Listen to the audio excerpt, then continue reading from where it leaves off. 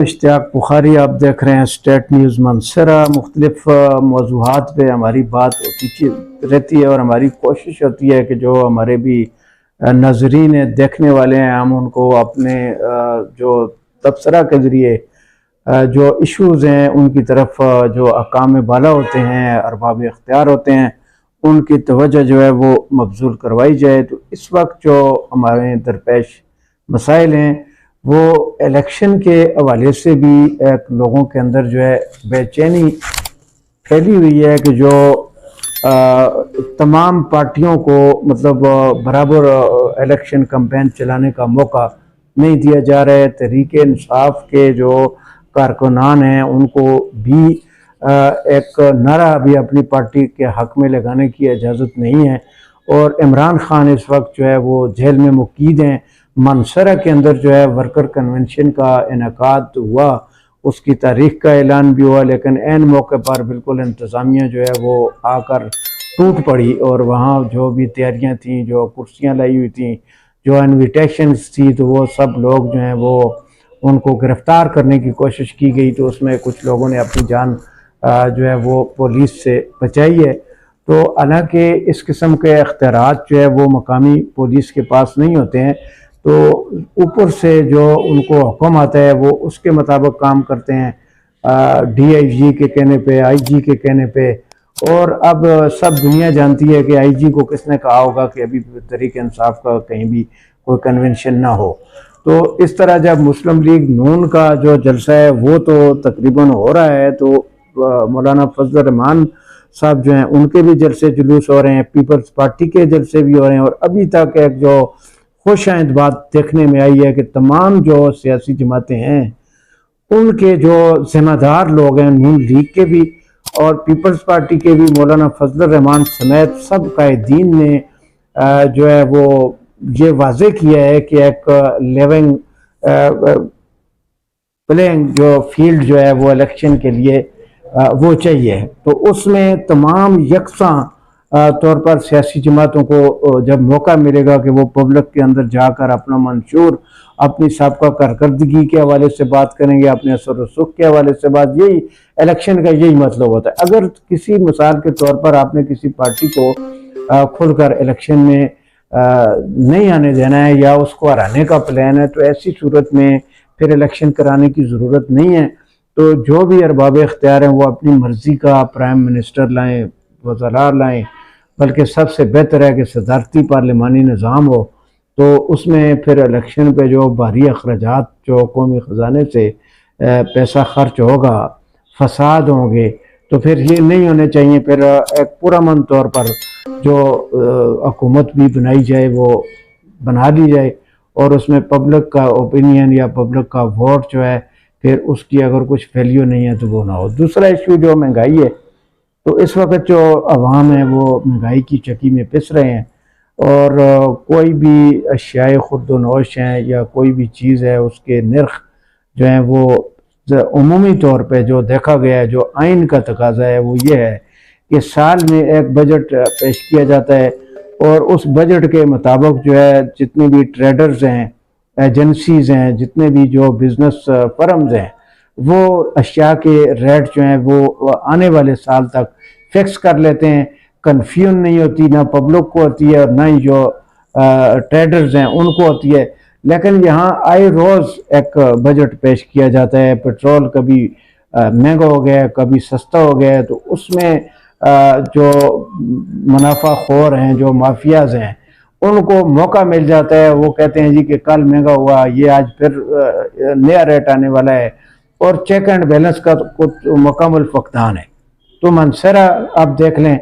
کہ کیا کوئی لوگ کہہ سکتے ہیں کہ منصرہ کے اندر جو انتظامیہ ہے، فوڈ ڈپارٹمنٹ ہے، اور تمام ادارے جو ہے وہ اپنے فرائض جو ہیں ایسے طریقے سے سر انجام دے رہے ہیں، یہاں ایکسپائر چیزیں نہیں بک رہی ہیں، یہاں 2 نمبر چیزیں نہیں بک رہی ہیں، یہاں منصرہ کے اندر 80% دودھ جو ہے وہ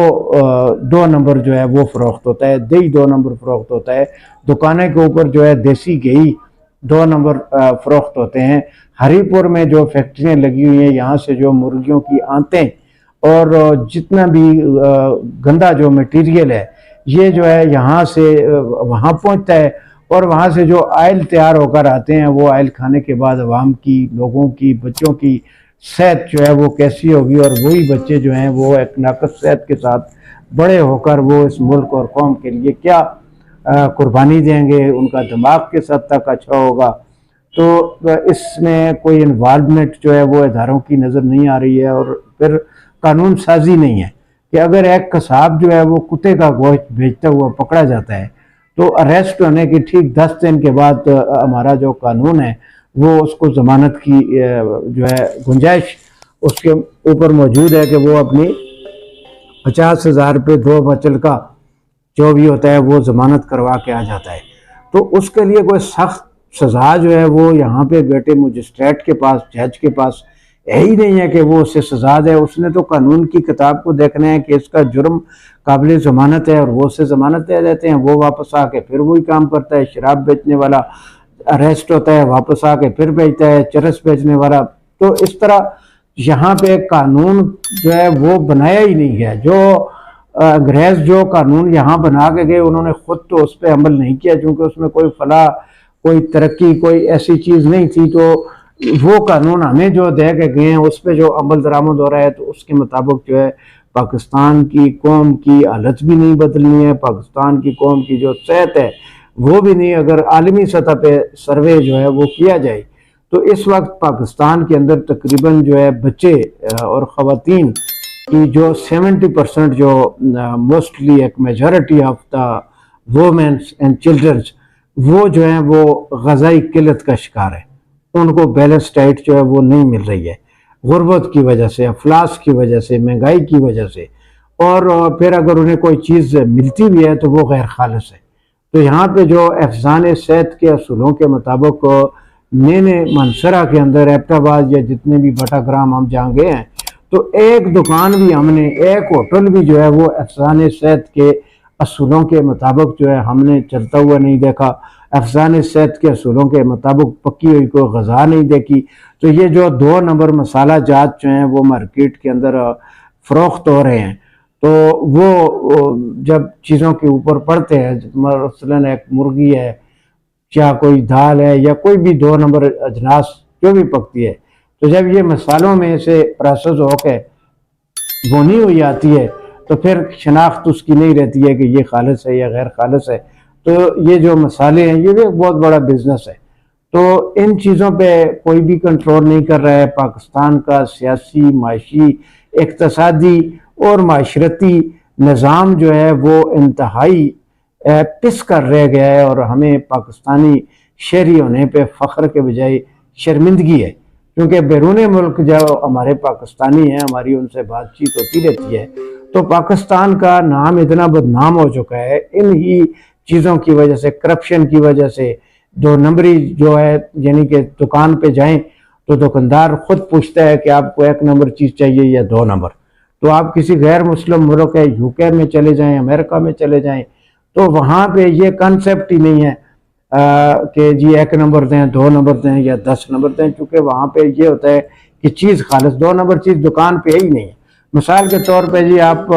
ہم کہتے ہیں کہ بچے جو ہیں ڈاکٹر کے پاس جاتے ہیں، وہ کہتے ہیں کہ یہ جو پاپڑ ہیں اور جو سویٹس کے نام پہ مختلف جو کمپنیوں نے چیزیں بنائی ہوئی ہیں یہ بچوں کو نہ کھانے دیں، تو بچوں کو بھی کوئی آیا روک سکتا ہے؟ یہ تو فوڈ ڈپارٹمنٹ کا کام ہے کہ وہ سکولوں میں بنی ہوئی جو کنٹین ہے، سکولوں میں بنی ہوئی ٹک شاپ ہیں، بازار کے اندر، محلے کے اندر، گلی کے اندر، یہ جو ممنوع چیزیں ہیں جو بچوں کے لیے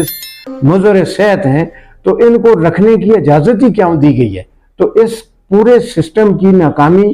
اور بے ایمانی جو ہو رہی ہے اس کے ذمہ دار ارباب اختیار ہیں۔ مطلب ڈاکٹر ہمیں کہتا ہے یہ پاپڑ بچوں کو نہ دیں، لیکن ساتھ ہی دکان پہ وہ پاپڑ پڑے ہوئے ہیں، ڈاکٹر صاحب اپنے بچوں کو بھی نہیں روک سکتا کہ وہ پاپڑ نہ کھائیں، تو جو 2 نمبر چیز ہے وہ بکی کیوں رہی ہے؟ مثال کے طور پہ یہاں پہ چرس جو پینے والا ہے اس کو تو پکڑا جاتا ہے، سزا بھی دی جاتی ہے، لیکن چرس جس بیچنے والے کو کوئی سزا بھی نہیں ہے۔ تو مارکیٹ سے جب چرس نہیں ملے گی، مارکیٹ سے ہیروئن جو ہے وہ نہیں ملے گی، مارکیٹ سے شراب نہیں ملے گی، تو کوئی خریدے گا کہاں سے؟ تو معاملہ سب ٹھیک ٹھاک ہو جائے گا۔ تو مسئلہ یہ ہے کہ تقریباً ہمارے جو 100 ادارہ ہے، 100 میں سے 80 ادارے جو پاکستان میں بنے ہوئے ہیں وہ خواہ مخواہ ہے، ان کا کوئی کام بھی نہیں ہے، وہ دوسرے اداروں میں ضم ہو سکتے ہیں، اس سے قومی خزانے کے اندر سے اوپر سے بوجھ بھی ہٹ سکتا ہے، اور بوجھ ہٹنے کے ساتھ ساتھ جو ہے معیشت جو ہے وہ بھی بہتر ہو سکتی ہے۔ تو مسئلہ یہ ہے کہ یہ ادارے خواہ مخواہ کے جو بھٹو دور میں بنے تھے، مطلب وہاں پہ جو روزگار، روٹی، کپڑا اور مکان کا جو نعرہ لگا تھا، تو اس میں زیادہ سے زیادہ لوگوں کو کھپانے کے لیے ادارے بنائے گئے تھے کہ جیسے جی ہیلتھ ڈپارٹمنٹ ایک ادارہ ہے، پاپولیشن ویلفیئر اس کے ساتھ ہے، خواہ مخواہ کا ادارہ ہے، پاپولیشن ویلفیئر والے جو ہے وہ میدان میں آئیں اور اپنی کارکردگی بتائیں کہ انہوں نے پاکستان بننے کے بعد آج تک جو شرح ہے پیدائش کی، اموات کی، اور اس میں انہوں نے کیا کردار ادا کیا۔ تو ان کے کونوں کھانچوں میں چھپے چھپائے ان کے یونٹس ہیں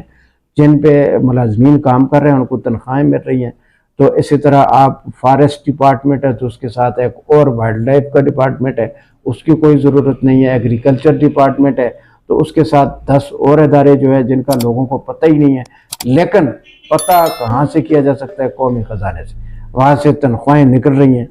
تو یہ سارا جب قومی خزانے کے اوپر بوجھ بڑھا تو وہ آج مہنگائی کی شکل میں ہم بھگت رہے ہیں۔ اسی کے ساتھ میں آپ سے اجازت چاہتا ہوں۔ اللہ حافظ۔